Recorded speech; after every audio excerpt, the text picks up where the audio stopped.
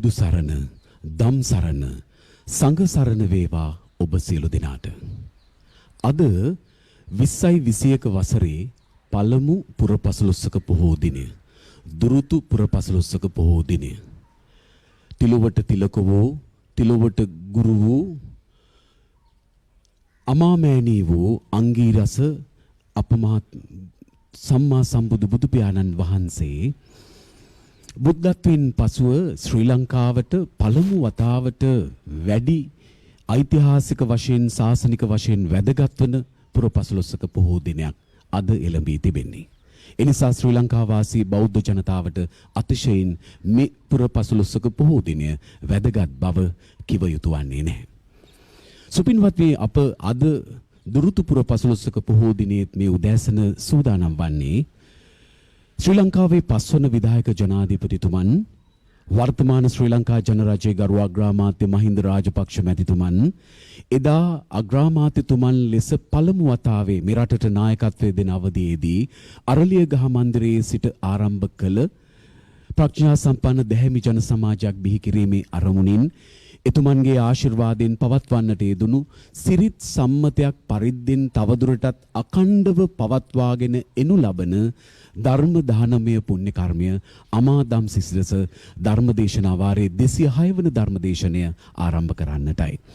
දැන් ගරු අග්‍රාමාත්‍ය මහින්ද රාජපක්ෂ මැතිතුමන්ට අපි තාම ගෞරවයෙන් ආරාධනා කරනවා බුදුන් වහන්සේට පහන් දල්වා මල් පූජා කොට අද ධර්මදේශකයන්න් වහන්සේට දැහැත් වට්ටියක් පූජා කොට ධර්මදේශනය සඳහා ආරාධනා කරන්නටයි.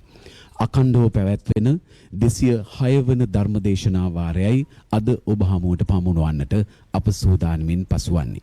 සුපින්වත්නි, අද ධර්මදේශකයන්න් වහන්සේ ගොතටුව බෝපැත්ත ශ්‍රී සම්බෝධි විහාරාධිකාරී කොළඹ මාලිකාකන්ද විද්‍යෝදය පිරිවෙනේ ආචාර්ය අවසරයි ගෞරවාර්හ කෙහෙල්වල නන්ද ස්වාමීන් වහන්සේ. දැන් අප කවුරුත් රූපවාහිනී තිරේ අප සමග රැඳී සිටින ඔබ සියලු දෙනාත් එකතු කර ගනිමින් මේ ධර්ම දේශනාව ශ්‍රවණය කරන්නට සූදානම් වෙමු. අවසරයි ස්වාමීන් වහන්සේ.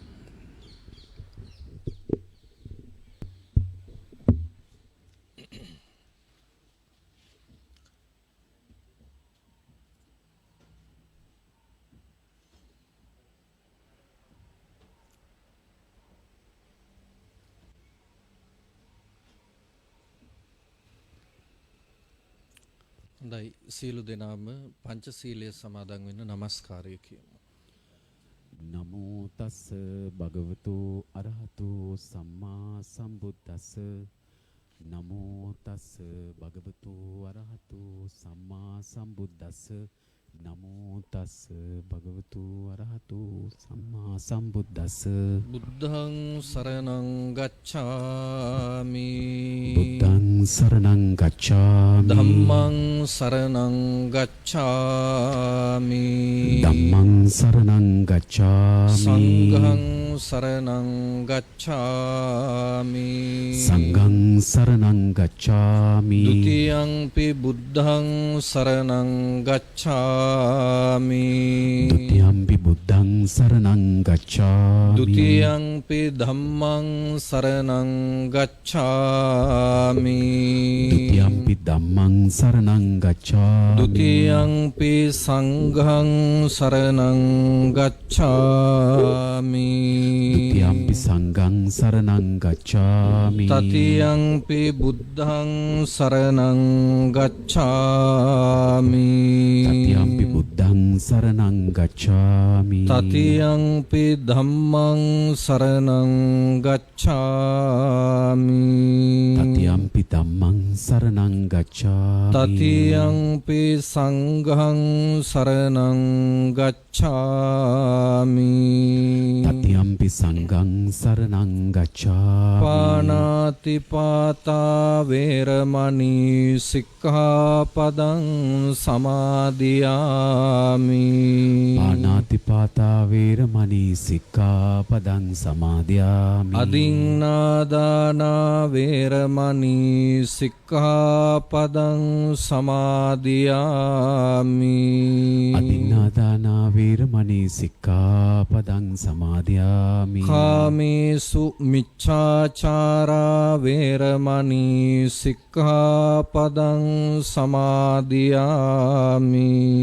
Kamesu miccāchārā veramani sikkhapadang samadhyami. මුසාවාදා වේරමණී සික්ඛාපදං සමාදියාමි. Musāvādā veramani sikkhapadang samadhyami. සුරාමේරය මජ්ජපමා දට්ඨානා වේරමණී සික්ඛාපදං සමාදියාමි. Suramere majjapama dattana veramani sikkhapadang samadhyami. සමන්තා චක්ඛවාලේසු අත්‍රා ගච්ඡන්තු දේවතා සද්ධම්මං මුනි රාජස්ස සුනන්තු සග්ග මොක්ඛදං ධම්ම ශවන කාලෝ අයං භදංතා ධම්ම ශවන කාලෝ අයං භදංතා ධම්ම ශවන කාලෝ අයං භදංතා.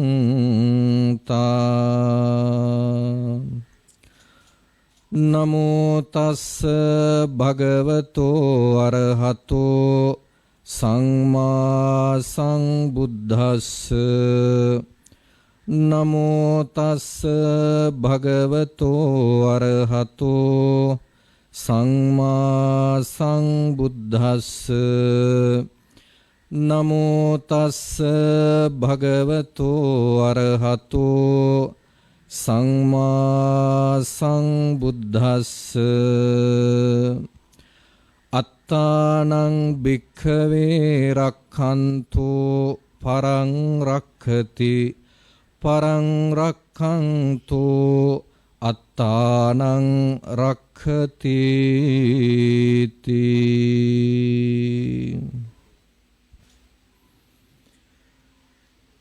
ශ්‍රී ලංකා ප්‍රජාතාන්ත්‍රික සමාජවාදී ජනරජී ගරු අග්‍රාමාත්‍යවර ශ්‍රීමත් මහින්ද රාජපක්ෂ මැතිතුමන් ප්‍රධාන ධර්ම ශ්‍රවණය සඳහා සූදානම්ව සිටින ශ්‍රද්ධා බුද්ධි සම්පන්න වාසනාවන්ත කාරුණික පින්වතුනි, ශාසනික වශයෙන් ඊ타ත්ම වැදගත් පුර 15ක් පොහොය දවසක් වන මේ දුරුතු පුර 15ක් පොහොය දවසේ සුපුරුදු විදියට ගරු අග්‍රාමාත්‍යතුමන්ගේ අවවාද අනුශාසනා පරිදි එතුමන්ගේ නිල නිවසේ පවත්වනු ලබන අමාදම් සිසිලස ධර්මදේශනා මාලාවේ 206 වෙනි ධර්මදේශනාවටයි සවන් දෙන්න මේ සූදානමින් පසු වෙන්නේ. ධර්මදේශනාවන් 206ක් අද වෙනකොට සිද්ධ කරලා තිබෙනවා. අවුරුදු ගණනින් කල්පනා කරලා බැලුවොත් අවුරුදු 17කටත් වැඩි කාලයක් අඛණ්ඩව මේ ධර්මදේශනා මාලාව සිද්ධ වෙලා තියෙනවා. අග්‍රාමාත්‍යතුමනි, යමක් ආරම්භ කරන එක ලේසි. හැබැයි ඒක අඛණ්ඩව එක දිගට නොවෙනස්ව පවත්වගෙන යනවා කියන එක ලේසි පහසු දෙයක් නෙමෙයි. ඒ අනුව කල්පනා කරලා බැලුවම අද මේ ධර්ම දේශනාව සිද්ධ කෙරෙන්නේ 206 වෙනි වතාවට. විශේෂයෙන්ම සිහිපත් කරන්න ඕන බලය ඇති කාලෙත් ඔබතුමා මේ කටයුත්ත සිද්ධ කළා. බලය නැති කාලෙත් මේ කටයුත්ත සිද්ධ කළා. අගමැතිතුමනි සමහරුන්ට බණ මතක් වෙන්නේ පිරිත් මතක් වෙන්නේ බලයෙන් පිරිහෙනකොටනේ. බලය නැති වෙනකොටනේ. නමුත් අපිට මතකයි අග්‍රාමාත්‍යවරයා හැටියට ආරම්භ කරපු කටයුත්ත විධායක ජනාධිපතිවරයා හැටියටත් ඒ වගේමයි බලයක් නැති කාලේ තංගල්ලේ කාල්ටන් නිවසෙත් මේ වර්තමානයේ නැවතත් අග්‍රාමාත්‍යවරයා හැටියට ඔබතුමාගේ නිල නිවසෙත් මේ ධර්මදේශනා මාලාව අඛණ්ඩව සිද්ධ කරගෙන යනවා. රටේ නායකයා හැටියට මේක රටට ලබලා දෙන මහත් ආදර්ශයක්. යම් කිසි වැඩක් පටන් ගත්තොත් ඒක අඛණ්ඩව සිද්ධ කරගෙන යන්න ඕන. ඒක ඉහළම තැනින් ලැබෙන්න ඕන ආදර්ශයක්. ඔබතුමා රටේ නායකයා හැටියට ආරම්භ කරපු මේ කටයුත්ත අඛණ්ඩව සිද්ධ කරගෙන යනවා. ඒ නිසා මේක ලොකු ආදර්ශයක්. මේක ආදර්ශයට අරගෙන දැකලා බලලා අපි දකිනවාද රටේ බොහෝ තැන්වල අද මේ පුර 15ක් පොහොය දවසෙත් ඒ වගේමයි රාජ්‍ය ආයතනවල ඒ වගේමයි අමාත්‍යාංශවල මාසයකට දවසක් හරි මේ විදියට ආගමට දහමට මුල් තැන දීලා ධර්මානුශාසනාවන් සිද්ධ කරනවා අපි දැකලා තිබෙනවා. ඒ නිසා මේ ආදර්ශය ඊ타ත්ම වටිනවා. ඉදිරියටත් මේ කටයුතු නොවෙනස්ව ශක්ති සම්පන්නව සිද්ධ කරගෙන යන්නට ඔබතුමන් ප්‍රධාන මේ සෑම දිනාටම ශක්තිය ධෛර්ය වාසනාව ලැබේවා කියන ආශිර්වාදයෙන් අපි ධර්මානුශාසනාව ආරම්භ කරනවා. අද දුරුතුපුර 15ක් පොහොය දවස ශාසනික වශයෙන් ගත්තම ලාංකික බෞද්ධයන් හැටියට ඊ타ත්ම වැදගත් පුර 15ක් පොහොය දවසක්. භාග්‍යවත් බුදුරජාණන් වහන්සේගේ පාද ස්පර්ශයෙන් මේ ලංකාද්වීපය පරම පවිත්‍රත්වයට පත්වෙච්ච පුර 15ක් පොහොය දවස තමයි දුරුතුපුර 15ක් පොහොය දවස කියලා කියන්නේ. බුදුන් වහන්සේගේ පළමු ලංකා ගමනය සිද්ධ වෙච්ච දවස. ඒ කාලේ වෙනකොට භාග්‍යවතුන් වහන්සේ වැඩ හිටියේ උරුවේල කාශ්‍යපගේ අසපුවේ. තුම්බෑ ජටිලයන් দমনය කරන්නට වැඩම කරලා උරුවේල කාශ්‍යපගේ අසපුවේ තමයි බුදුහාමුදුරු වැඩ සිටියේ.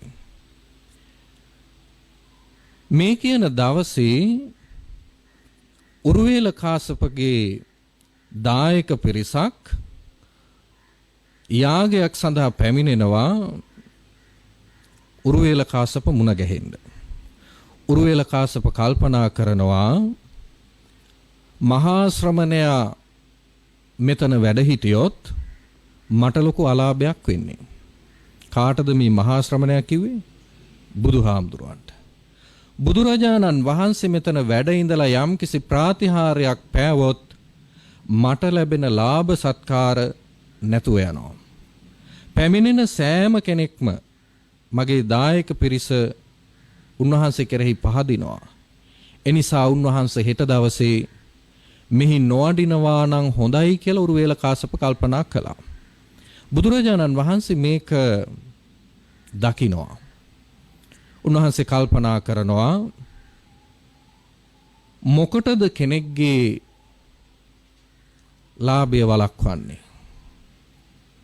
එනිසා උන්වහන්සේ කල්පනා කරනවා එදා දවසේ උරුවේල කාශ්‍යපගේ අසපුවට නොවැඩ සිටින්නට. උන්වහන්සේ එදා තමයි කල්පනා කරන්නේ මේ ලංකාද්වීපයට වැඩම කරන්නට. දුරුතුපුර 15ක් පොහොය දවසේ ලංකාද්වීපයට වැඩම කරනකොට අපි අහලා තියෙනවා ඉතිහාසයේ සඳහන් වෙනවා යක්ෂ ගෝත්‍රිකයන් තමයි මේ දිවයින පාලනය කළේ. මහියංගනයට වැඩම කරලා ඒ යක්ෂ ගෝත්‍රිකයන් දමනය කරලා ඒ අයව ගිරිදිවයිනට පළවා හැරියා කියලා ඉතිහාසයේ සඳහන් වෙනවා. බුදුරජාණන් වහන්සේ ලංකාද්වීපයට වැඩම කරපු වෙලාවේ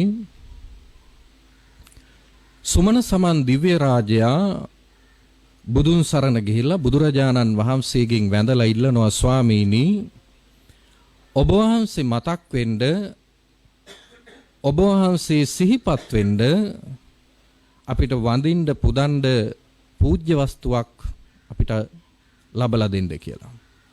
ඒ වෙලාවේ බුදුහාමුදුරුවෝ දක්ෂිණ ශ්‍රී හස්තයෙන් හිස පිරිමැදලා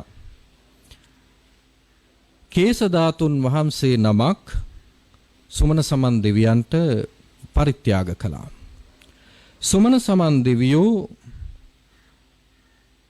පලිඟු කරඬුවකින් මේ කේස ධාතුන් වහන්සේ පිළි අරගෙන ඒ කේස ධාතුන් වහන්සේ තැන්පත් කරලා අද ඔය මහියංගන දාගබ පිහිටලා තිබෙන ස්ථානයේ රියන් 7ක් උසට දාගබක් නිර්මාණය කළා. පස්සේ බුදුරජාණන් වහන්සේ පිරිනුවම් පෑවයින් පස්සේ සරබූ කියන මහරහතන් වහන්සේ බුදුරජාණන් වහන්සේගේ ග්‍රීවා ධාතුව වැඩම කරවලා අර රියන් 7ක් වෙච්ච දාගැබෙහි තැන්පත් කරලා ඒක රියන් 12ක් වෙන්න වැඩි දියුණු කරලා සංවර්ධනය කරලා ස්ථාපිත කළා. ඉන් පස්සේ කාලේ දේවානම්පියතිස්ස මහරජුරුවන්ගේ කාලේ එතුමාගේ සහෝදරයෙක් කියලාත් කියනවා ප්‍රාදේශීය පාලකයෙක් හිටියා උද්දචූලාභය කියලා.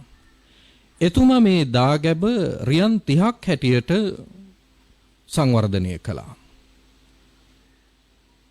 රියන් 30ක් හැටියට වර්ධනය කළා ගොඩ නැගුවා.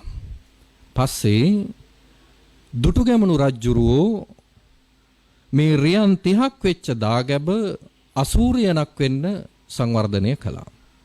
එතනින් පස්සේ කාලානුරූපව ටිකෙන් ටික සංවර්ධනය වෙලා අද ඔය තියෙන මහියංගන දයාගැබ අපිට දකින්න වන්දනමාන කරගන්න පුළුවන්කම තිබෙනවා. කාලයක් තිස්සේ සංවර්ධනය වුණා. බුදුරජාණන් වහන්සේ ලංකාද්වීපයට වැඩම කරලා පත්කඩේ එලාගෙන වැඩ හිටපු භූමිය තමයි ඔය චෛත්‍යරාජානන් වහන්සේ පිහිටලා තිබෙන්නේ. කේස ධාතුන් වහන්සේ නිදන්ව ඉන්නවා. ග්‍රීවා ධාතුන් වහන්සේ නිදන්ව ඉන්නවා. එබඳු පූජනීය වස්තුවක්. බුදුරජාණන් වහන්සේගේ පළමු ලංකා ගමනයත් එක්ක තමයි ওই කාරණේ සිද්ධ වෙන්නේ. තුම්බේ ජටිලයන් দমনය කළෙත් අද වගේ පුර 15ක් පොහොය දවසක. ඒ විතරක් නෙමෙයි සුමන සමන් දෙවියන් සෝවාන් ඵලයට පත්වීම, මේ සම්බුදු සසුනේ පළමු ආරාම පූජාව, බිම්බිසාර රජුරු වේළුවනාරාමයේ හදලා බුදුහාමුදුරන්ට පූජා කළෙත් අද වගේ දුරුතුපුර 15ක් පොහොය දවසක. ඒ වගේ සුවිශාල වටිනාකමක් තියෙන වැදගත් පුර 15ක් පොහොය දවසකයි ඔයත් මේ ධර්ම ශ්‍රවණය කරන්ට සූදානමින් පසු වෙන්නේ. පින්වතුනි, ඔබට අනුශාසනා කරන්ට මං මාතෘකා කළා භාග්‍යවතුන් වහන්සේ දේශනා කළ බොහෝම වටින සූත්‍රයක්. අත්තානං භික්ඛවේ රක්ඛන්තෝ පරං රක්ඛති පරං රක්ඛන්තෝ අත්තානං රක්ඛති. සංයුත්ත නිකායේ මහා වග්ගයේ සතිපට්ඨාන සංයුත්තේ සේදක කියන සූත්‍රය තමයි ඔබට අනුශාසනා කරන්නට මම මාතෘකා කළේ. බුදුරජාණන් වහන්සේ මහා සංඝයා පිරිවරාගෙන මේ කියන කාලේ වැඩ හිටියේ සේදක කියන නියම් ගමේ. නියම් ගමක් කියලා කියන්නේ නගරයක් තරමට නොදියුණු, නගරයක් තරම් දියුණු වෙලා නැහැ. හැබැයි ගමකට වඩා සංවර්ධනයක් තිබුණු ජනාකීර්ණ ප්‍රදේශයක්. නගරයක් තරම් දියුණුත් නැහැ. හැබැයි ගමකට වැඩිය සංවර්ධනයක් තියෙනවා. ජනාකීර්ණයි. එබඳු ප්‍රදේශයකට කියනෝ නියංගමක් කියලා. මේ නියම්ගමේ නම තමයි සේදක කියලා කියන්නේ. සේදක කියන නියම්ගමේ බුදුහාමුදුරුවෝ වැඩ හිටපු කාලේ බුදුහාමුදුරුවෝ මහා සංඝයා අමතලා ප්‍රකාශ කරනවා මහණෙනි එක්තරා කාලෙක මේ සේදක කියන නියම්ගමේ මේ ප්‍රදේශයේ සිදුවෙච්ච ප්‍රවෘත්තියක් මම ඔබලාට දේශනා කරනවා. මහා සංඝයා අමතල බුදුහාමුදුරුවෝ සඳහන් කළා. මහණෙනි ඉස්සර මේ සේදක කියන නියම්ගමේ ජීවත් වුණා චණ්ඩාල කුලේ, සැඩුල් කුලේ චණ්ඩාල වංශිකයන් පිරිසක්. ඒ චණ්ඩාල වංශිකයන් සැඩුල් කුලේ අය තමන්ගේ ජීවිකාව පවත්වගෙන යන්න කිසියම් ශිල්ප ක්‍රමයක් ප්‍රගුණ කරලා තිබුණා. දැන් අදත් ඉන්නවනේ පින්වතුනි එහෙම. විශේෂයෙන්ම ඔය අහිකුන්ටික ප්‍රජාව පරම්පරාවෙන් පැවතෙන තමන්ගේ කිසියම් ශාස්ත්‍රයක් ප්‍රගුණ කරලා තමන්ගේ ජීවිකාව පිණිස ඒක පවත්වගෙන යනවා. ඒක ඒ අයගේ සංස්කෘතිය. සාත්‍ර කියනවා වෙන්න පුළුවන්. නයි නටවනවා වෙන්න පුළුවන්. ඒ වගේමයි රිලවුන් නටවනවා වෙන්න පුළුවන්. ඒක ඒ අයගේ ජීවිකාව. මේ සේදක කියන නියම්ගමේ හිටපු මේ චණ්ඩාල කුලයේ අයගෙත් එහෙම ශිල්ප ක්‍රමයක් තිබුණා ජීවත් වෙන්න මේ අය පාවිච්චි කරපු. මේ චණ්ඩාල කුලයේ හිටිය එක්තරා ආචාර්යවරයෙක් හිටියා. මේ ආචාර්යවරයා තමන්ගේ අතවැසියට කතා කරලා කියනවා. අතවැසියාගේ නම තමයි මේදක තාලික කියලා කියන්නේ. අතවැසියට කතා කරලා කියනවා මේදක තාලික අපි අපේ යැපීම පිණිස ජීවත් වීම පිණිස අපිට මේ පරම්පරාවෙන් උරුම වෙච්ච ශාස්ත්‍රය ශිල්ප ක්‍රමයේ ඉදිරියට පවත්වාගෙන යන්න ඕන. මොකද්ද මේ අයගේ ශිල්ප ක්‍රමය? ඔය පිරිස රැස් වෙන උත්සව භූමියක් වගේ තැනකට ගිහිල්ලා එක්කෙනෙක් උණ ගහක් කෙලින් කරලා අල්ලගෙන ඉන්නවා. තව කෙනෙක් මේ උණ ගහේ මුදුනට නැගලා ශිල්ප දක්වනවා. ඔය සරඹ සංදර්ශනයක් වගේ. එක්කෙනෙක් උණ ගහ කෙලින් කරලා අල්ලගෙන ඉන්නවා. මේක පොළොවේ හිටවලා නෙමෙයි. උණ ගහ කෙලින් කරලා අල්ලගෙන ඉන්නවා. අනික් කෙනා උණ ගහ මුදුනට නැගලා ශිල්ප දක්වනවා. බොහොම ත්‍රාසජනක ක්‍රීඩාවක් නේ. මිනිස්සු මේ අයට මුදල් දෙනවා, ආහාර පාන දෙනවා. ඒකෙන් තමයි මේ අයගේ යැපීම සිද්ධ වුනේ. ආචාර්යවරයා තමන්ගේ අතවැසියට කතා කරලා කියනවා මේදක තාලික මම මේ උණ ගහ අල්ලගෙන ඉන්නම්. ඔබ මේ උණ ගහේ මුදුනට නැගලා හොඳින් ශිල්ප දක්වන්නට. එතකොට බොහෝ කාලයක් අපිට පුළුවන් අපේ දිවි පැවැත්ම සරි කරගන්න. ජීවන වෘත්තිය සරි කරගන්න අපිට පුළුවන්කම ලැබෙනවා. ආචාර්යවරයා උණ ගහ කෙලින් කරලා අල්ලගෙන ඉන්නවා. මේදක තාලික නැත්තම් මේ අතවැසියා උණ ගහ මුදුනට නැගලා ශිල්ප දක්වනවා. ආචාර්යවරයා මේදක තාලිකට එහෙම නැත්තම් අතවැසියට කතා කරලා කියනවා මේදක තාලික මම ඔබව රකින්නම්. මම ඔබව රකින්නම්. ඔබ මාව රකින්න කියලා කිව්වා. කවුද කිව්වේ? ආචාර්යවරයා. උණ ගහ මුදුනින් ඉන්න අතවැසියට කියනවා මේදක තාලික මම ඔබව රකින්නම්. ඔබ මාව රකින්න කියලා කිව්වා. උණ ගහ මම ශක්තිමත්ව අල්ලගෙන ඉන්නම්. ඒ ගැන කිසි අවිශ්වාසයක් තියන්න එපා. මම ඔබව ආරක්ෂා කරනවා. මම මේ උණ ගහ පෙරලෙන්න වැටෙන්න දෙන්නේ නැහැ. ඒකයි කිව්වේ මම ඔබව රකින්නම්. ඔබ මාව රකින්න. උණ ගහක් කෙලින් කළා අල්ලන් හිටියට පින්වතුනි කවුරු සල්ලි දෙන්නේ නැහනේ. මේක උඩ දක්වන සරඹේ ප්‍රමාණයට ශිල්පයේ ප්‍රමාණයට තමයි මුදල් ලැබෙන්නේ. ඒ නිසා ඔබ තමන්ගේ සමබර භාවය හරියට තියාගෙන නිවැරදිව දක්ෂ ලෙස සිල්ප දක්වන්න. එතකොට තමයි මාව ආරක්ෂා වෙන්නේ. මගේ પરම්පරාව ආරක්ෂා වෙන්නේ. ඒකයි කිව්වේ මම ඔබව රකින්නම් ඔබ මාව රකින්න කියලා. මේදක තාලික කියනවා ගුරුතුමනි ඒක එහෙම නෙමෙයි. ඒක එහෙම නෙමෙයි ගුරුතුමනි වෙන්න ඕනේ. ඔබතුමාව රැකගන්න මම මාව රැකගන්නම් කියලා කිව්වා.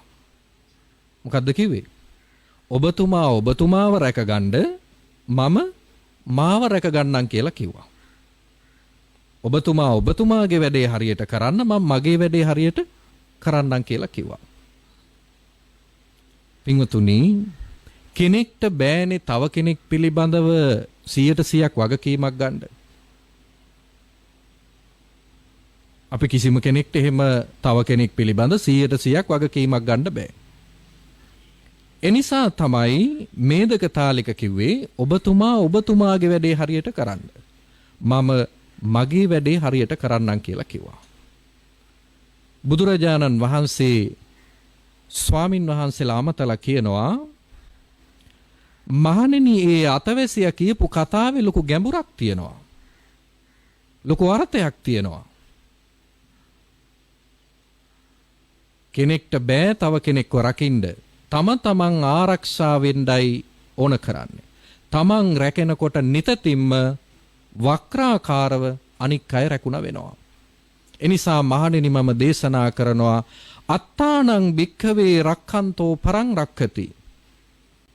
පරං රක්ඛන්තෝ අත්තානං රක්ඛති. මහණෙනි යම් කිසි කෙනෙක් තමන් රැක ගන්නවා නම් එයා අනික් අයව රැක්ක වෙනවා. යම් කිසි කෙනෙක් අනුන් රකින්නවා කියලා ක්‍රියාත්මක වෙනවා නම් එයා තමන් රැකගත්තා වෙනවා. යමෙකු තමන් රකින්නවා නම් එයා අනුන් රැක්කා වෙනවා. අනික් අයව රකින්නවා කියලා ක්‍රියාත්මක වෙනවා නම් එයා තමාවත් රැකගත්තා වෙනවා. බුදුහාමුදුරෝ දේශනා කරනවා කතංච භික්ඛවේ අත්තානං රක්ඛන්තෝ පරං රක්ඛති. මහණෙනි කොහොමද මේ තමන් රකින්න කෙනා අනුන් රැක්ක වෙනවා කියලා කියන්නේ? තමන් රැක ගන්න කෙනා කොහොමද අනුන් රැක්ක වෙනවා කියලා කියන්නේ? අත්තානම් භික්ඛවේ රක්ඛිස්සාමීති සතිපට්ඨානං වේදිතබ්බං. මහණෙනි මෙතන තමන් රකින්නවා කියලා කියන්නේ සිහිය පිහිටුවා ගන්නවා කියන එකයි. සතිපට්ඨානං වේදිතබ්බං. තමන්ගේ සිත, තමන්ගේ කය, තමන්ගේ වචනේ රැක ගන්න ඕන. තමන්ගේ සිත පිළිබඳව අවධානයෙන් ඉන්න ඕන. තමන්ගේ කය පිළිබඳ අවධානයෙන් ඉන්න ඕන. තමන්ගේ වචනය පිළිබඳ අවධානයෙන් ඉන්න ඕන. අර ගහ උඩ ඉන්න කෙනා, ඒ වගේමයි උණ ගහ අල්ලගෙන ඉන්න කෙනා, ඔය දෙන්නගෙම කවුරු හරි එක්කෙනෙක්ගේ සිත විසිරුණොත්, කයේ සමබරතාවය නැති වුණොත්, එක වචන මාත්‍රයකින් හරි අඩුපාඩුවක් වුණොත් ඒකෙන් අවඩ සිද්ධ වෙන්නේ දෙන්නටමයි. උණ ගහ අල්ලගෙන ඉන්න කෙනාගේ අතින් සිතින් වේවා, කයින් වේවා, වචනයෙන් වේවා අල්ප මාත්‍ර හෝ අඩුපාඩුවක් සිද්ධ වුණොත් ඒකේ විපාකය විඳින්න වෙනවා කාටද? ගහ උඩ ඉන්න කෙනාට. ගහ උඩ ඉන්න කෙනත් අනේ යට ඉන්න කෙනා මාව පරිස්සම් කරනවා කිව්වා නේද කියන හැඟීමෙන් තමන්ගේ සමබරතාවය රැක ගන්න නැතුව ආවට ගියාට තමන්ගේ ශිල්පය දක්වන්න ගියොත්, නොසලකිල්ලෙන් තමන්ගේ ශිල්පය දක්වන්න ගියොත් අර උණ ගහ පෙරලෙනවා.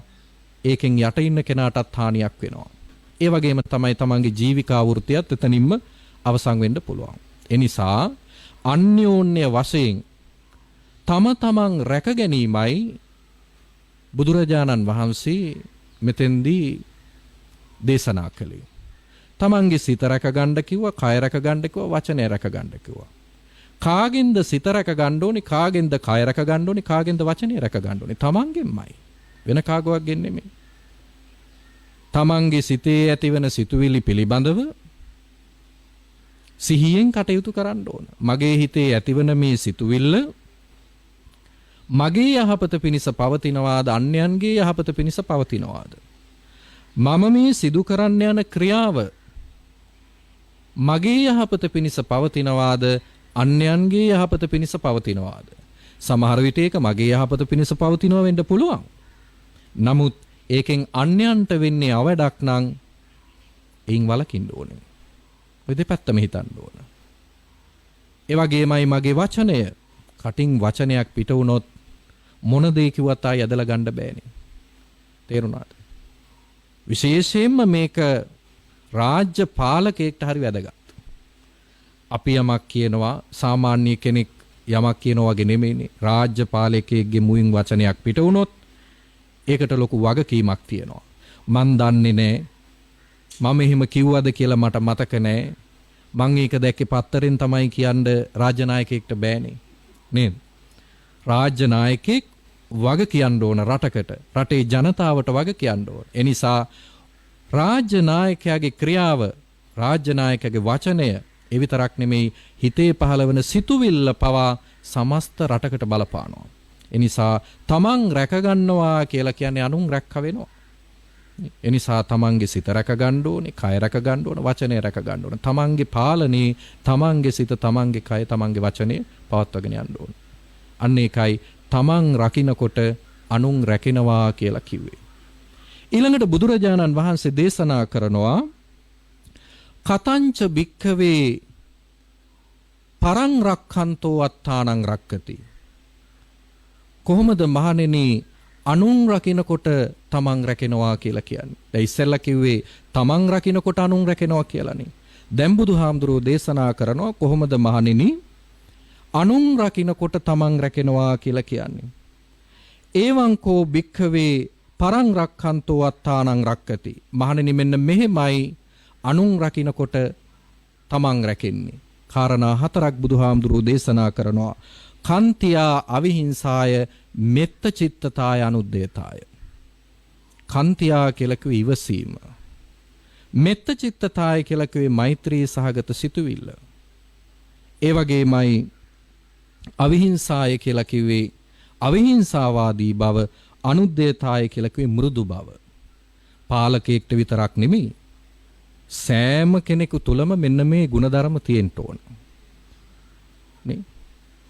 ඉවසීම, අනුකම්පාව, කරුණාව, දයාව කියන මේ ಗುಣධර්ම සෑම මිනිසෙකු තුළම ඇති වෙන්න ඕන. භික්ෂුවක් හැටියට මා තුළ, පාලකෙක් හැටියට ඔබතුමා තුළ, මේ බණ අහන රටවාසී ලෝකවාසී හැම කෙනෙක් තුළම මේ කරුණාව, දයාව, අනුකම්පාව, මෛත්‍රිය කියන ಗುಣධර්ම තියෙන්න ඕන. ඒ ಗುಣධර්ම නැත්තම් මේ මනුස්ස ජීවිතෙන් නිසියාකාර සේවයක් මේ සමාජයට කරන්න බැරුව යනවා. දැන් කොහොමද මේ ಗುಣධර්ම Taman තුල ඇති වෙනකොට ඒකෙන් අනික් අයට ප්‍රතිඵලයක් ලැබෙනවා කියලා කියන්නේ? තමා තුල මෛත්‍රිය ඇති වෙනකොට අනුන්ට කලින් ඒකේ ප්‍රතිඵලය ලැබෙන්නේ Tamanට. ඇයි? මෛත්‍රිය ඇති වෙන්නේ Tamanගේ හිත තුලනේ. කරුණාව Taman තුල ඇති වෙනකොට අනික් අයට කලින් ඒකේ ප්‍රතිඵලය ලැබෙන්නේ Tamanට. ඇයි? Tamanගේ හිත තුලනේ කරුණාව ඇති වෙන්නේ. දයාව, අනුකම්පාව කියන මේ ගුණධර්මත් එහෙමයි. මෙන්න මේ මෛත්‍රිය, කරුණාව, දයාව, අනුකම්පාව මේ ගුණධර්ම Taman තුල ඇති වෙනකොට අන්‍යයන්ටත් වක්‍රාකාර වේක යහපතක් ඇති වෙනවා. හැබැයි ඍජුව මේකේ බලපෑම, ඒකේ වටිනාකම, ඒකේ අගය හිමි වෙන්නේ Tamanට. එනිසා බුදුහාමුදුරුවෝ දේශනා කරනවා යම්කිසි කෙනෙක් මෛත්‍රියෙන්, කරුණාවෙන්, දයාවෙන්, අනුකම්පාවෙන් අනුන් රකින්න ඕනි කියලා කටයුතු කරනවා නම් අනුනුත් රැකෙනවා. හැබැයි වක්‍රාකාර වේකේ බලපෑම Tamanටත් ලැබෙනවා. Tamanටත් ඒකේ ප්‍රතිඵලයක් අත් වෙනවා කියලා බුදුහාමුදුරුවෝ දේශනා කළා. පිංගුතුනි, සෑම තරාතිරමකම ජීවත් වෙන අපි සෑම කෙනෙක්ටම තියෙනවනේ වගකීමක්. භික්ෂුවක් හැටියට මට වගකීමක් තියෙනවා. පැවිදි බවට පත්වෙච්ච දවස් ඉඳලා භික්ෂුවක් හැටියට ප්‍රතිඥා දීපු දවස් ඉඳලා මේ බෞද්ධ සමාජය මගෙන් යමක් බලාපොරොත්තු වෙනවා. මොකද්ද බලාපොරොත්තු වෙන්නේ? අපේ හාමුදුරුවෝ අපිව පවින් වළක්වාවි. යහපතෙහි යොදවාවි නිවනට මඟ කියලා දේවි. ඔන්න ඔය යුතුයකම ඉටු කරන්න මම බැඳිලා ඉන්නවා. තේරුණාද?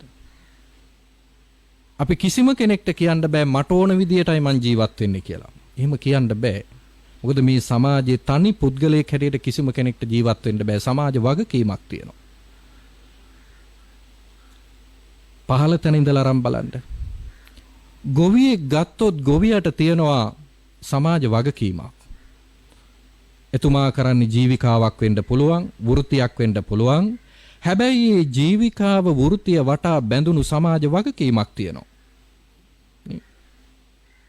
මේ රටේ මිනිස්සුන්ට වාසවිසෙන් තොර සස්්‍ය සම්පත්තිය ලබා දීම තමයි ගොවියගේ වගකීම වෙන්න ඕන.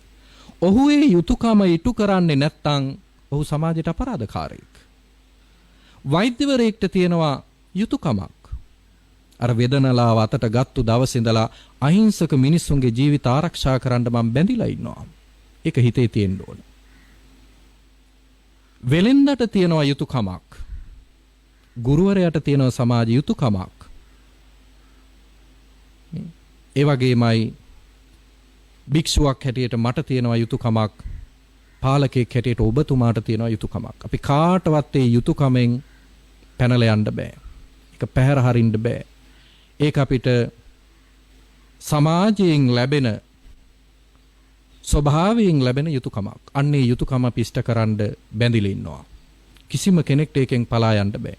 කැමැත්තෙන් වේවා අකමැත්තෙන් වේවා අපි යම් කිසි තත්වයකටපත් වුණාම දැන් මට කියන්න පුළුවන් සමහර විට මගේ උමනාවට නෙමෙයි මම පැවිදි වුණේ නේ. හැබැයි පැවිදි වෙච්ච දවසේ ඉඳලා මම ඒ යුතුයකම ඉටු කරන්න බැඳිලා ඉන්නවා. ඔබතුමාට කියන්න පුළුවන් මගේ කැමැත්තක් තිබුණේ නෑ නැවතත් දේශපාලනයට එන්න. හැබැයි ඔබතුමා නැවතත් ඇවිල්ලා ඉන්නවා. ඔබතුමාට තියෙන වගකීමක් පැහැර හරින්න බැරි නිතින්ම ඉටු කළ යුතුයි. අර මුලින් කිව්වා වගේ සෑම තරාතිරමකම කෙනෙක්ට තියෙනවා ඉටුකරන්න සමාජ වගකීමක්. අන්නේ යුතුයකම අන්නේ වගකීම අපි ඉෂ්ට කරන්නේ නැත්නම් අපි සමාජයට මහා අපරාධකාරයෝ බවට පත් වෙනවා. භික්ෂුවක් හැටියට මම මගේ වගකීම සමාජයේ වෙනුවෙන් ඉටු නොකරනවා නම් මම මහා අපරාධකාරයෙක්. ඒක තමයි සත්‍යය. මිනිස්සු මට සලකන්නේ, වඳින්නේ, පුදන්නේ, ප්‍රත්‍යපහසුකම් සපයන්නේ මගෙන් ඒ යුතුයකම ඉෂ්ට වේවි කියන බලාපොරොත්තුවෙන්. එනිසා මම ඒ යුතුයකම ඉෂ්ට කරන්න ඕන.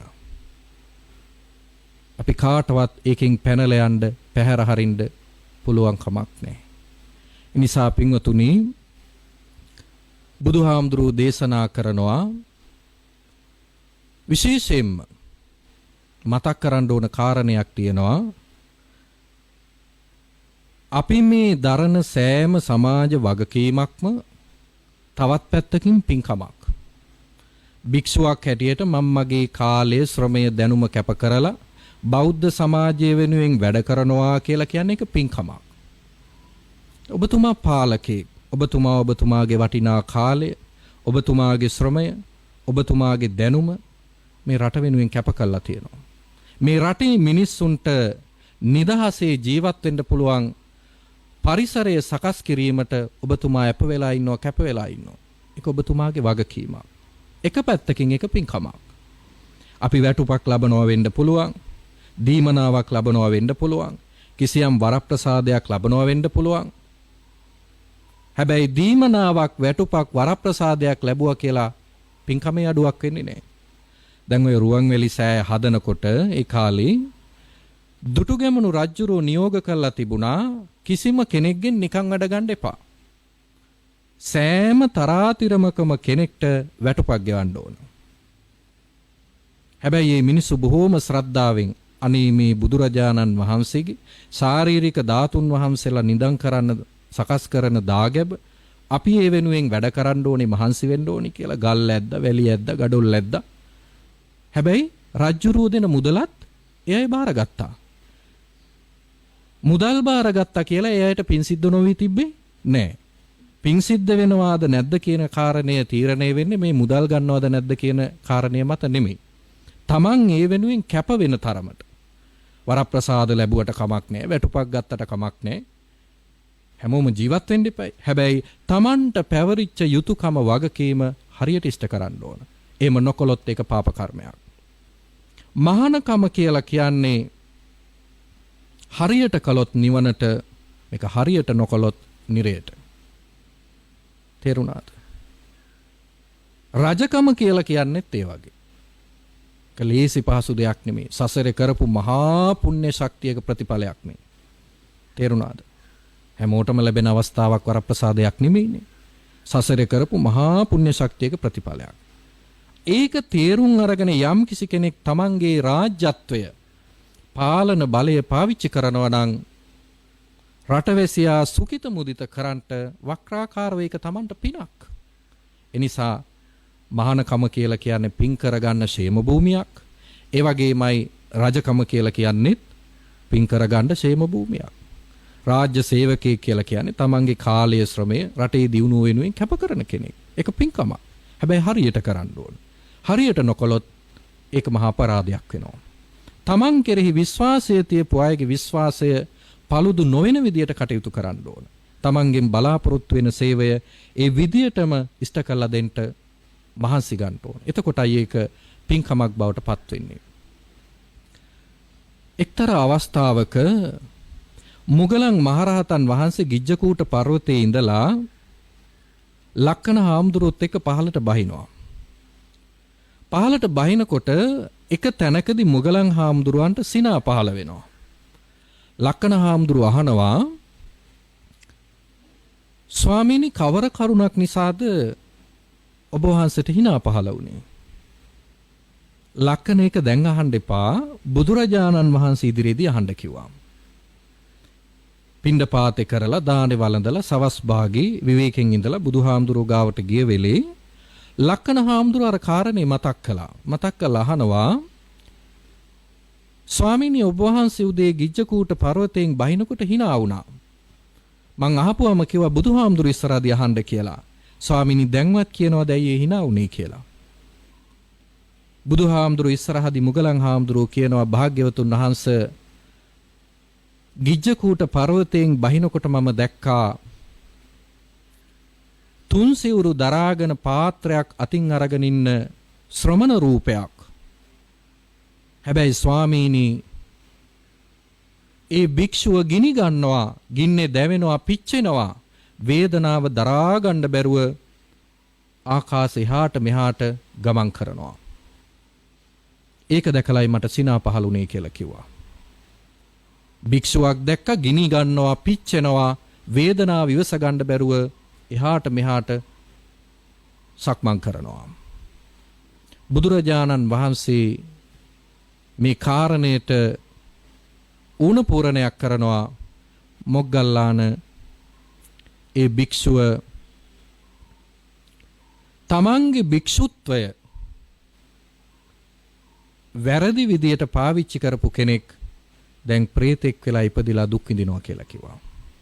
තමන්ගේ මහානකම හරියට නොකර ඒ භික්ෂුත්වය අවභාවිතා කරලා මිනිසුන්ගේ වරප්‍රසාද ප්‍රත්‍යපහසුකම් පිළි අරගෙන මරණින් පස්සේ ප්‍රේතෙක් වෙලා ඒ ශ්‍රමණ රූපයෙන්ම දුක් විඳිනවා කියලා කිව්වා. ඒකනි බුදුහාමුදුරුවෝ දේශනා කළේ. දුසිල්වත් ඉඳගෙන මිනිස්සුන්ගේ ප්‍රත්‍ය පිළිගන්නවාට වැඩිය හොඳයි කියලා කිව්වා ගිනි ගුලි ගිලින එක. ඒ තරම්ම දරුණුයි. එනිසා අපි අපේ වගකීම හරියට ඉෂ්ට කරන්නේ නැතුව සමාජයෙන් වරප්‍රසාද ලබනවා නම් ඒක බරපතල පාපයක්. අකුසලයක්.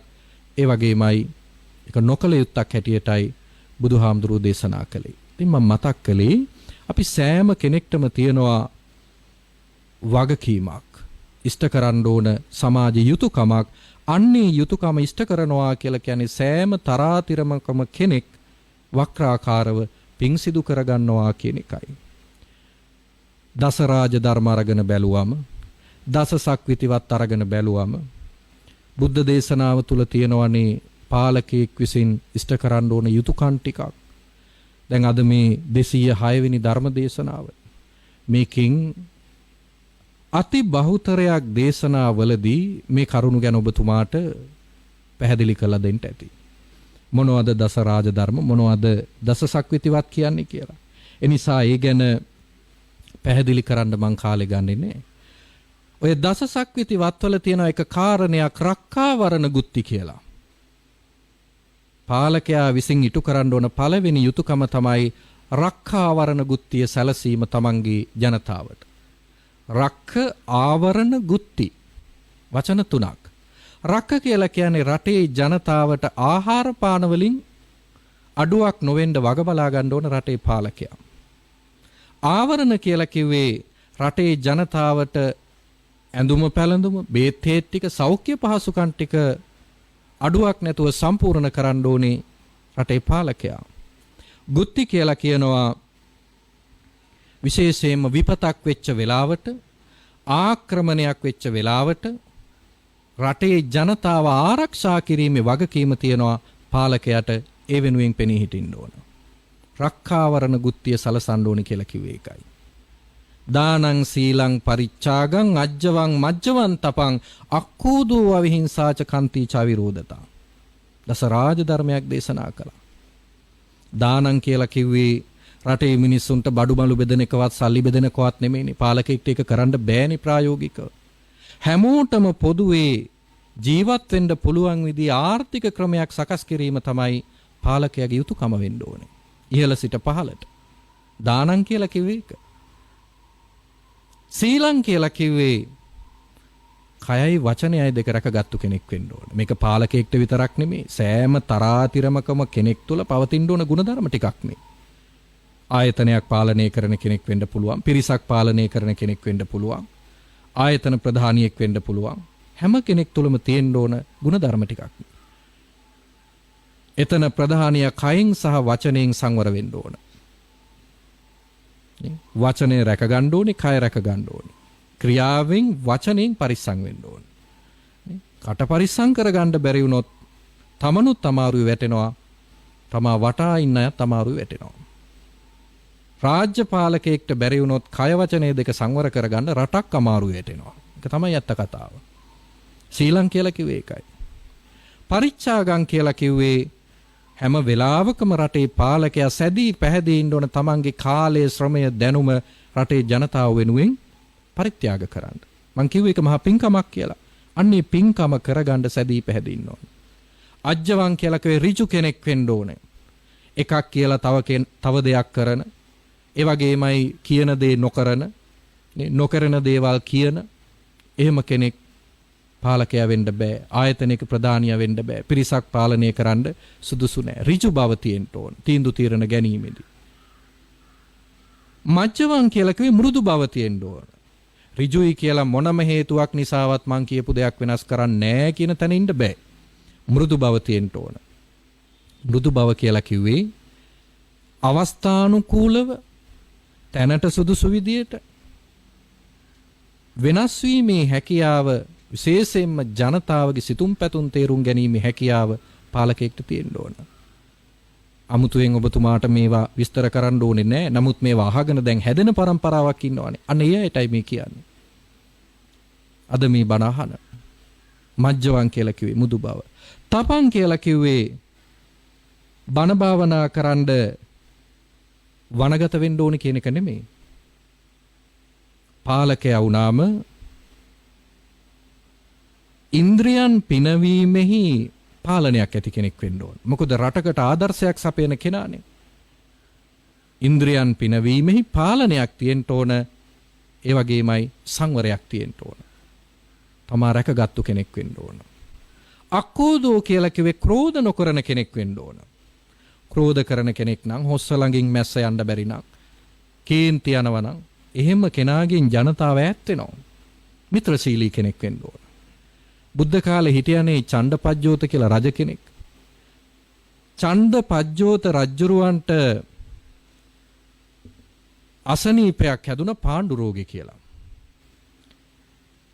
පාණ්ඩු රෝගෙන් පීඩා විඳින චණ්ඩපජ්ජෝත රජතුමා බිම්බිසාර රජුරවන්ට කතා කරලා කියනවා බිම්බිසාර රජතුමනි ඔබේ වෛද්‍යවරයා ජීවක වෛද්‍යවරයා පුළුවන් නම් මා වෙත යොමු කරන්න මගේ අසනීපෙන් සුව වෙන්න මට බේත් ටිකක් ගන්න. අසල්වැසි රජ කෙනෙක් කිසියම් ඉල්ලීමක් කළාම බෑ කියන්න බෑනේ. එනිසා ජීවකට කතා කළා කියනවා ජීවක චණ්ඩපජ්ජෝත රජුරෝ මෙන්න මෙහෙම ඉල්ලීමක් කළා ටික කාලයකට ඔබව එවන්න කියලා එතුමට බේත් ගන්න. ඒක අහපු ගමන් ජීවක කියනවා අපෝ රජතුමනි මට නම් මේ පලාතේ යන්න බෑ කිව්වා. එතුමට බොහොම කේන්ති යනවා. අනික එතුමට තියෙන අසනීප හැටියට එතුමට වෙදකම් කරන එකත් ලේසි දෙයක් නෙමෙයි. පාණ්ඩු රෝගෙට වෙදකම් කරන්න නම් ගිතෙල් පාවිච්චි කරන්න ඕන. ගිතෙල් කියලා කියන්නේ චණ්ඩපජ්ජෝත රජුරවන්ට නම අහන කොටත් කේන්ති යනවා. ගිතෙල් ඒ තරමට එතුමට අප්‍රියයි. හැබැයි ගිතෙල් නැතුව වෙදකම කරන්නත් බෑ. අන්තිමේදී කොහොම හරි බිම්බිසාර රජුරවන්ගේ ඇවිටිලි කිරීම මත ජීවක යනවා චණ්ඩපජ්ජෝත රජුරව ළඟට. ගිහිල්ලා ඖෂධය හදලා අතට දීලා කියනවා දැම්ම මේක බොන්න එපා. රජතුමනි තව හෝරා කීපයකින් ඔබතුමා මේක පානය කරන්න ඕන. එහෙම කියලා බේත අතට දීලා භද්‍රවතිකා ඇතින්න පිටේ නැගලා ජීවක පලා යනවා. ගව් ගානක් ඈතට ගියාට පස්සේ තමයි චණ්ඩපජ්ජෝත රජුරු අර ඖෂධය පානය කළේ. උගුරෙන් පහලට යනකොටම දැනුණා මේකේ ගිතෙල් තියෙනවා කියලා. එවලම කියනවා අල්ලපියව් සොයපියව් අර වංචනික ජීවකයා ළඟ හිටියනම් මොකද වෙන්නේ? හිස ගසා දානවා. හෝරා කීපයක් යනකොට තමන්ගේ අසනීපය සුව වෙනවා කියලා තමන්ට තේරුණා. පස්සේ ජීවකට එන්න කිව්වා. හැබැයි එතුමා ඒත් යන්න කැමති වුණේ නැහැ. පස්සේ ඇමතිවරයෙක් අතේ වස්ත්‍ර යුගලක් වටිනා කියන ජීවකට යවනවා මගේ අසනීපය සුව වුණා කියලා. ඉතින් අර කේන්ති යන පාලකයන්ගෙන් ජනතාව ඈත් වෙනවා. නේ?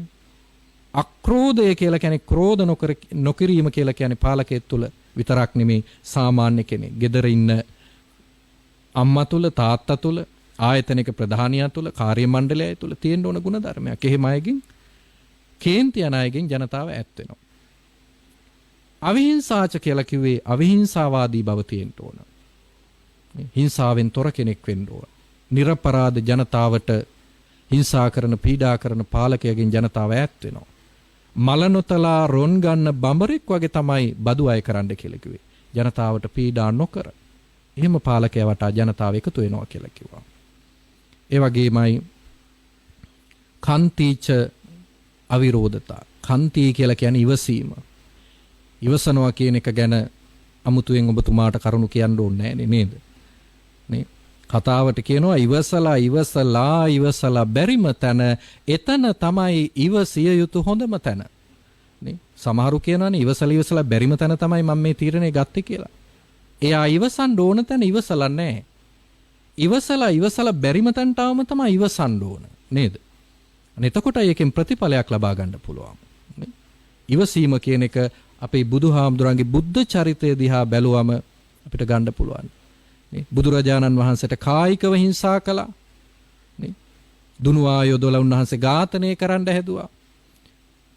දේවදත්ත ගිජුකුළු පව්වට නැගලා උන්වහන්සේට ගල් පෙරළුවා. මිනිස්සු ලවා බැරි වෙනකොට තිරිසන් සත්තු පාවිච්චි කළා. නාලාගිරිය යතාට රාකල 16ක් පොලා වඩින වීති ඉදිරියට පිටක් කළේ. නේද? මිනිස්සු ලවා බැලුවා, තිරිසන් සත්තු ලවා බැලුවා. ඝාතනය කරන්න කායිකව හිංසා කරන්න බැරි වුණා.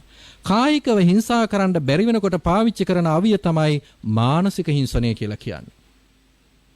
ඔබතුමාට අත්දැකීම් තියෙනවනේ නේ. කායිකව හිංසා කරන්න බැරි වෙනකොට මානසිකව හිංසා කරනවා.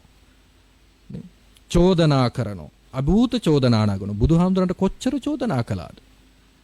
පන්සලට වඳින්නාපු උපාසකම්ම කෙනෙක් මරලා පන්සල පිටිපස්සේ වලලලා ඒ අයම ඇවිල්ලා මිනිය ගොඩ අරගෙන බුදුහාමුදුරන්ට මිනීමරුවා කියලා චෝදනා කළා. බුදුහාමුදුරුව වචනයක් කිව්වේ නෑ. තව එක්කෙනෙක් බඩේ කොලාතු මිටියක් බැඳගෙන ඇවිල්ලා මහා සභාවක් ඉස්සරහේ බුදුහාමුදුරන්ට චෝදනා කළා ලැබෙන්න ඉන්න දරුවගේ තාත්තා තමුන්නාන්සේ බණ කිව්ව ඇති දැන් යුතුයකම් ඉටු කරන්න කිව්වා. වචනයක් කිව්වේ නෑ. ආනන්ද හාමුදුරුව අහනවා ස්වාමීනි ඇයි මේවට පිළිතුරු නොදෙන්නේ? ඔබ වහන්සේ උත්තර නොදෙනකොට හිතයිනේ ඔබ වහන්සේ මේ වැරද්ද කළා කියලා. ආනන්ද කාලයේ විසින් ගොඩක් ප්‍රශ්න විසඳනවා. උඩු සුළඟට දාපු දූවිල්ල අනුන් කරා යන්න කලින් දාපු කෙනාගේ මූණටයි වැටෙන්නේ. ඒ නිසා අපි ඉවසමු. නත්ති ලෝකේ අනින්දිතෝ. නින්දා නොලබපු කෙනෙක් මේ ලෝකේ නැහැ. නේ? විශේෂයෙන්ම පාලකයෙක්ට වැඩ කළත් බයිනවා නොකළත් බයිනවා. නේ? හොඳ කළත් බයිනවා. ඒ වගේමයි හොඳ නොකලත් බනිනවා. ඒ නිසා හැම දෙයකම ඔරොත්තු දෙන්න ඕන. ඒ වගේමයි අවිරෝධතා කියලා කිව්වේ සෑම වෙලාවකම අපි ගන්න තීරණයට රටේ ජනතාව එකඟ නොවෙන්න පුළුවන්. යම් යම් විරෝධාකල්ප එල්ල වෙන්න පුළුවන්. ඒ තැන්වලදී ඒවටත් සවන් දෙන්න පුළුවන් ශක්තිය ගොඩනගා ගන්න ඕන. මම කියන දේමයි හරි අපි කියන දේමයි හරි කියන තැන නෙමෙයි. මේ මිනිස්සු කියන්නේ මොකද කියන එකත් ටිකක් තේරුම් ගන්න ඕන. ගහක් හිටවන්නේ ඇයි අපි? ගහක් හිටවන්නේ ඵලයක් බලාපොරොත්තු වෙන්නේ. ඵලය නොලැබෙනකොට ගොවි මහත්තයා මොකද කරන්නේ? යම් යම් කෙම් ක්‍රම පාවිච්චි කරනවා. දැන් ඉස්සර නම් ගම්වල ගහට ඉලපොතෙන් තලනවා. ඵලදාව බලාපොරොත්තු වෙන්නේ. මන්නේ ගෙනල්ලා ගහේ කඳට කොටනවා. නේ? සමහර වෙලාවට ගහේ පොතු ගලවනවා, පතුරු ගහනවා ගහ. යම් යම් කෙම් ක්‍රම පාවිච්චි කරනවා. ගහෙන් ඵල ලැබෙන්න පරක් වෙනකොට. හැබැයි ඉතින් ගහ හිටවපු ගමන් ඵල බලාපොරොත්තු වෙනවා නම් ඒකත් හරි අසාධාරණයි නේද? නේ? එහෙම වෙන්නත් හොඳ නැහැ. ගහ හිටවපු ගමන් ප්‍රතිඵල බලාපොරොත්තු වෙනවා නම් ඒකත් හරි අසාධාරණයි.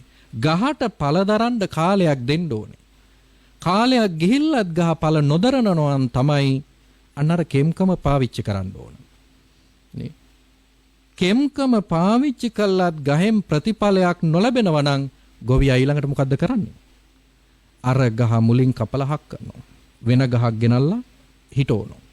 ඒකනේ මේ මහ පොළොවේ යථාර්ථය. දේශපාලනය ගත්තත් ඒක තමයි ඇත්ත.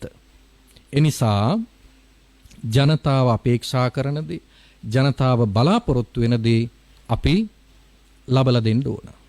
එහෙම නොවුනොත් ගහ අයින් කළා වෙන ගහක් ගෙනල්ලා හිටවනවා. විශේෂයෙන්ම මතක තියාගන්න ඕන රටේ මහා සංඝ රත්නය ඔබතුමාට හරි ආදරේ. වක්‍රාකාර ඔබතුමාට ආදරේ කියලා කියන්නේ මේ රටට ආදරේ.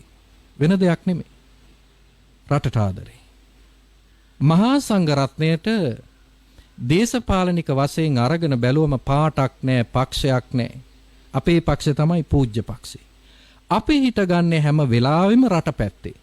යම්කිසි නායකයෙක් රට පැත්තේ හිට ගන්නවද අන්නේ නායකයා අපි රකින්න ආරක්ෂා කරනවා. සිවුර ඇතුලේ දාගෙන සිවුරෙන් වහලා නායකයෝ පරිස්සම් කරපු ඉතිහාසයක්, රජවරු පරිස්සම් කරපු ඉතිහාසයක් අපිට තියෙනවා. එහෙමයි අපි මේ සම්බුද්ධ ශාසනයේ රකින්න රට රකින්න පාලකයෝ ආරක්ෂා කළේ. ඒකේ අනිත් පැත්තත් එහෙමම වෙච්ච තැන් තියෙනවා.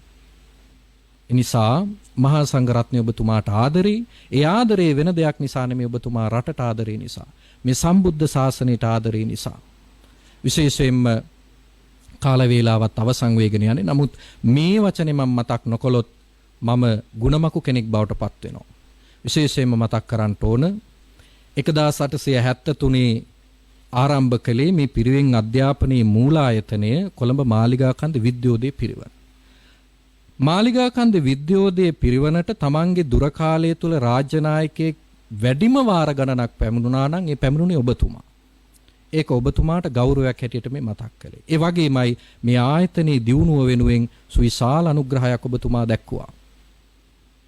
ඒකත් මේ වෙලාවේ බොහොම කෘතවේදීව මතක් කරන්න ඕන. ආයතනිකයෙක් හැටියට.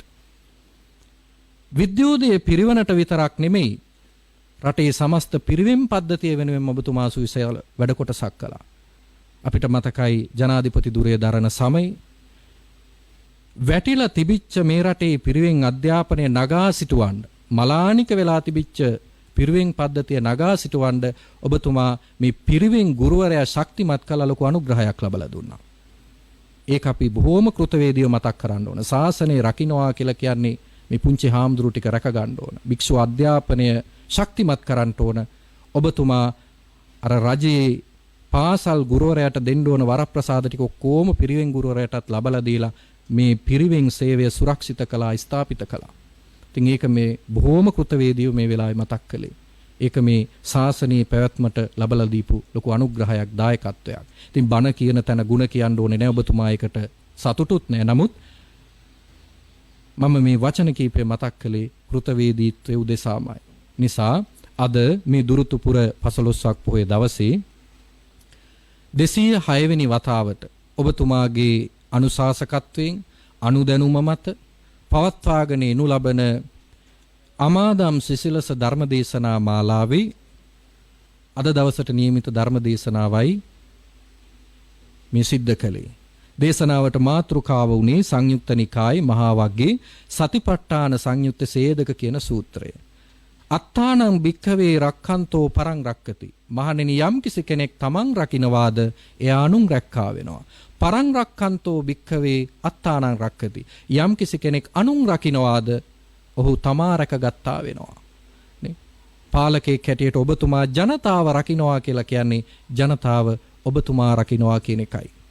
අපි සෑම කෙනෙක්ම අනුන් වෙනුවෙන් යම් කිසි වැඩ කොටසක් සිද්ධ කරනවා නම් ඒක තමන්ට එක පැත්තකින් පින්කමක්, තමන්ගේ මෙලොව පරලොව සුරක්ෂිත බව පිණිස ඒක උපකාර වෙනවා කියන එකයි අවසාන වශයෙන් සාරාංශය හැටියට මතක් කරන්න තිබෙන්නේ. එසේනම් මේ වෙලාවේ ධර්ම දේශනාවක් පවත්වලා ඔබතුමත් බණ අහලා පැමිණි පිරිසටත් බණ අහන්න අවස්ථාව සලසලා දීලා ලක්වාසී ලෝකවාසී විශාල පිරිසක් මාධ්‍ය ඔස්සේ තාක්ෂණය ඔස්සේ මේ ධර්ම දේශනාව ශ්‍රවණය කළා. ඉතින් ධර්ම දේශනාවක් පවත්වලා ධර්ම ශ්‍රවණය කළා, දහම් පරිස්කාර පූජා කළා. ජනිත කරගත්ත මේ උදාාරතර පුණ්‍ය ශක්තිය පළමු කොටම අපි අනුමෝදන් කරනවා. ලෝසසොන් සුරකින්න ඔබ ආරක්ෂා කරන පින් කැමති සම්‍යක් දෘෂ්ටික සියලු දෙවියන්ට දෙවියෝ මේ පින් අනුමෝදන් වේවා. දෙවියන්ගේ දිව්‍ය සම්පත් වඩා වර්ධනය කර ගනීවා. මේ රටත් සම්බුද්ධ ශාසනයත් රට කරවන අතිගරු ජනාධිපතිතුමන් ප්‍රධාන ඒ වගේමයි ගරු අග්‍රාමාත්‍යතුමන් නැතුළු මේ සෑම කෙනෙක්මත් රටවාසී සියලු දෙනාමත් මේ වසංගත රෝගී තත්ත්වය හමුවේ මේ රටේ ජනතාවගේ ජීවිත සුරක්ෂිත කරගන්න වෙහෙසෙන මහන්සි වෙන ඒ වෙනුවෙන් දිවාරය නොබල කැපවෙන ආරක්ෂක අංශ වෛද්‍ය කාර්ය මණ්ඩල ඇතුළු ඒ සෑම දෙනා දෙවියෝ රැකදේවා ආරක්ෂා කරත්වා. රටවැසියන් දෙවියෝ රැකදේවා ආරක්ෂා කරත්වා. ප්‍රාර්ථනීය බෝධියකින් උතුම් වූ නිවනින් සැනසීම පිණිසම දෙවියන්ට මේ පින හේතු වාසනා වේවා කියලා සාදු කියලා ප්‍රාර්ථනා කරමු. ඒ වගේමයි ඔබතුමන් නමින් පරලෝ සැපත් වුණු ආදරවන්ත මව්පිය දෙපළ ඇතුළු පරලෝ සැපත් සෑම දෙනාටමත් ඒ වගේමයි මේ රට ගොඩනගන්න දහඩිය කඳුළු හෙළලා මිය පරලෝකීය සෑම දෙනාට ඒ වගේමයි ක්‍රියාන්විත රාජකාරියේදී සිටිලා මිය පරලෝකීය රට වෙනුවෙන් දිවිදුන් ත්‍රිවිධ හමුදාවේ පොලිසිය සිළුම රණවිරුවන්ට මේ සිදු කළ උතුම් පින්කමේ පුණ්‍ය ශක්තිය අනුමෝදන් කරනවා. අනුමෝදන් වේවා. බණහපු ඔබේ නමින් මියගිය සෑම දෙනාටමත් මේ පින් ලැබේවා. එයාගේ පරලෝක ජීවිත සැපවත් වේවා, සුවපත් වේවා. ප්‍රාර්ථනීය බෝධියකින් උතුම් වූ නිවනින් සැනසේවා කියලා සාදු කියලා ප්‍රාර්ථනා කරමු. ඒ වගේමයි සිදු කළ උතුම් පින්කමේ ආශිර්වාදයෙන්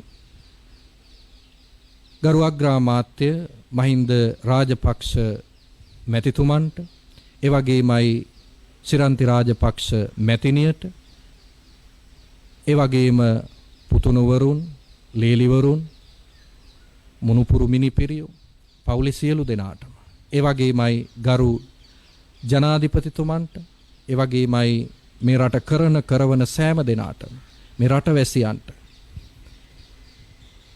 ත්‍රිවිධ රත්නයේ අනන්ත ආශිර්වාදයේ සැලසේවා. මේ ඇති වෙලා තිබෙන වසංගත රෝගී තත්ත්වය හමුවේ ඔබ සෑම දෙනාගේම ජීවිත ආරක්ෂා වේවා, සුරක්ෂිත වේවා. මැතිතුමනි, මේ රටට මුහුණ දෙන්න වෙච්ච අභියෝගවල හැටියට මේක අභියෝගයක් නෙමෙයි. අපි සුනාමියට මුහුණ දුන්නා, 30 වසරක යුද්ධයට මුහුණ දුන්නා, ආයි අපි නැගිට්ටා. මේකත් කාලානුරූපව විසඳේවි. එනිසා අපි බොහොම ඉවසීමෙන් මේ තත්වයට මුහුණ දීලා රටක් හැටියට නැවත ගොඩනැගෙන්න ඕන. ඒ වෙනුවෙන් කටයුතු කරන්න ඔබතුමන් ප්‍රධාන සියලු දෙනාටම ශක්තිය, ධෛර්යය, වාසනාව, නිදුක් නිරෝගී සුවය, චිර ජීවනය, දිගාසිරි සම්පත්තියම වේවා. හැම දිනාගෙම මෙලොව ජීවිතය සැපවත් වේවා, පරලෝක ජීවිතය සුවපත් වේවා. මේ ගෞතම බුදුසසුන තුලදීම චතුරාර්ය සත්‍ය අවබෝධයෙන් උතුම් වූ නිවනින් සැනසීම පිණිසම මේ සිදු කළ උතුම් ධර්ම දානමය පින්කම නිවන් පිණිසම හේතු වාසනා වේවා කියලා සාදු කියා ප්‍රාර්ථනා කරමු. ආකාසට්ඨා ච බුම්මට්ඨා දේවා නාග මහිද්దికා පුඤ්ඤන්තං අනුමෝදිත්වා චිරං රක්ඛන්තු ලෝක සාසනං. ආකාසට්ඨා ච බුම්මට්ඨා දේවා නාග මහිද්దికා පුඤ්ඤන්තං අනුමෝදිත්වා චිරං රක්ඛන්තු දේශනං. ආකාසට්ඨා ච බුම්මට්ඨා දේවා නාග මහිද්దికා පුඤ්ඤන්තං අනුමෝදිත්වා චිරං රක්ඛන්තු මං පරන්ති. හැම දිනාටම තෙරුවන් සරණයි. සුපින්වත්නි 2021 වසරේ පළමු පුරපසළොස්වක පොහෝ දිනය දුරුතු පුරපසළොස්වක පොහෝදා අමාදම් සිසිලස 206 වන ධර්මදේශනාව පැවැත්වුවේ ගොතටුව බෝපැත්ත ශ්‍රී සම්බෝධි විහාරාධිකාරී කොළඹ මාලිකාකන්ද විද්‍යෝද්‍ය පිරිවෙනේ ආචාර්ය ගෞරවාර්හ අවසරයි කෙහෙල්වල නන්ද ස්වාමින් වහන්සේ. උන්වහන්සේට ශ්‍රී ලංකා ජනරජයේ ගරු අග්‍රාමාත්‍ය මහින්ද රාජපක්ෂ මැතිතුමන් පිරිකර පූජා කළ අවස්ථාව. සුපින්වත්නි 206 වන ධර්මදේශනා වාරයේ සජීව විකාශය කටයුතුත් අප මෙතකින් සමාප්ත කරන්නටයි බලාපොරොත්තු වෙන්නේ. රටට ලෝකයට හිත පිනිස සුව පිනිස වැඩ පිනිස ගරු අග්‍රාමාත්‍ය මහින්ද රාජපක්ෂ මැතිතුමන්ගේ ආශිර්වාදයෙන් ලබන පුරපසළොස්වක පොහෝ දිනේදීත් අප මෙලෙස සජීවීව මුණ ගැසෙන බලාපොරොත්තුෙන් සමුගන්නවා. සියලු දෙනාට තෙරුවන් සරණයි.